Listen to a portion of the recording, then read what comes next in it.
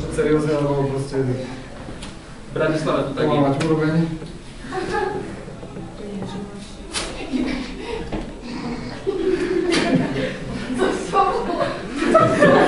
To ja sa vám pýtať. Dobre, priatelia, máme tu problém, hej?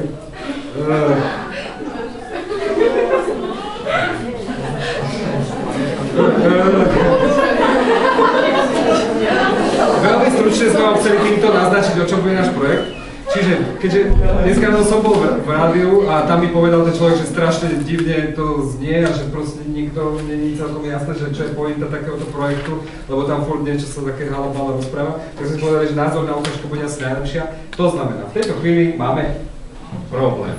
Áno? A otázka je, ja teraz sa tu môžem hodiť do zem, bol by som schopný, takže a nadávať a rozčulovať sa a tam by to mohlo skončiť, alebo je druhá možnosť, môžem sa snažiť môj problém vyriešiť. Poprosím, má niekto nejaký návrh riešenia? Prvý návrh už máme. Máme nejaké ďalšie riešenie? Vyhodiť, áno. Ďalšie, to potom ale vysvetlí môj manžel. Zašiť? Máš inú niť? Trhnú druhú stranu, bravo. Zalapiť naspäť. Dobre, možno také štýlové sakostvo sme. Dobre, super. Čiže vy ste ináč trošku aktivnejší ako tí predchádzajúci, to je vynikajúce. Takže uvítal som riešenie dať dole sako. Chceš aj potles? Lebo ti zariadím. Zatlieskajte mu. My sme z Juventy, to je Slovenský inštitút mládeže, to musím vždy povedať, preto to hovorím. Juventa, keď si dáte na internet Juventa, tak keď to budete písať ziel, tak vám vyjde nejaký basketbalový tým v Michalovciach, čo je tiež fajne, ale my sa píšeme iuventa.sk.